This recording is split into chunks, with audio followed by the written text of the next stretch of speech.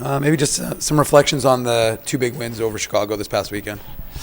Well, yeah, just like you say, two big wins. I thought we did a lot of real good things. Very tight games. Not a lot of chances really either way. I thought our first game was a little bit better than the second game, but we hung in there and did what we had to do, scored some big goals at big times, and I think our goalie made some great saves in the second game, and that's probably why we won. Just speak to the resilience of this group, because I mean, obviously, if you earn the split, Chicago still kind of has a little life, but you guys fought back, score late, and tie it up, and then obviously win in extra time. Yeah, I mean, points are crucial at this time, so you can tell that even them pulling their goalie at the end there at the tie score, trying to get the win, just shows you how important points are. So. We're still trying to scrape points out. We've got 5 left here, and we're trying to scrape points out off of those. I just want to ask you about Henri Nikkanen's shootout move. First of all, does he maybe move up in the depth chart for the shootout? And did you think he made a mistake, or did you know that was intentional? Okay, to be honest with you, I did not know that was intentional until I came back to the room, asked the coaches, and then watched it about 10 times on video, and it was intentional. So good for him, and good for Colin Delia for calling it. Coach, what is just with Colby here? What did you kind of see from him? I don't know how much of his tape that you watched coming into this, but now obviously having a chance to see him on the ice there, what's kind of your impressions of him, and what do you kind of like about his game? Well, we've been with Colby here before. Our staff here, we've been with him development camp. We've been with him in Penticton, so we know what type of player he is and his compete level and what kind of hockey player he is. So.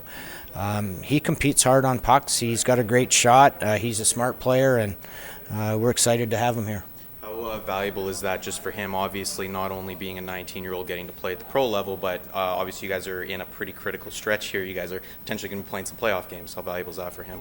Yeah, it's valuable. I mean, we have to be careful on what situation we put him in, and make sure that when we do put him in, he's set up for success and not failure. So this is a critical time of the year, and he's happy to be here right now, and he's learning a lot, and he's learning systems, and he said the practice was hard. So he's going to learn a lot, and he's a smart kid, so he'll pick things up quick. Just on that note, can we expect him in the lineup right away, or is that kind of like an ease him in type of thing, or what is that kind of? Yeah, you know what? We'll ease him in, but you will see him in the lineup for sure. And then just the importance of these two games against Iowa. You've just played a team trailing in Chicago. How important is it to keep that desperation and that sort of intensity going into these final 2 home games of the season?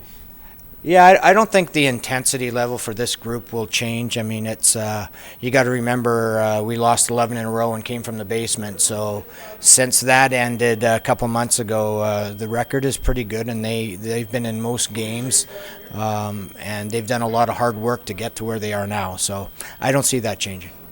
Coaching staff, are you guys focused on Texas at all? I mean, the way it sets up, if you can get a couple more wins, keep it close, that those final 2 games are in Texas, could end up determining home ice advantage in that play-in series. So are you guys focused on that, or is it more we'll get to that when we get to that? No, I think it's we've kind of made a statement here where we want to look in front of us all the time and not behind us. So we've kind of had that as a goal through here, is to try to catch them, and we'll continue to do that. Any updates? Jeff Nalot wasn't skating today. Nick Jones obviously wasn't skating. Tyrell Bauer left the ice after taking a puck to the face. Tyrell, I do not know. I mean, that just happened. The other 2 guys are day-to-day guys who should be fine soon. Do you think Jeff would be available or an option for this weekend? Yes.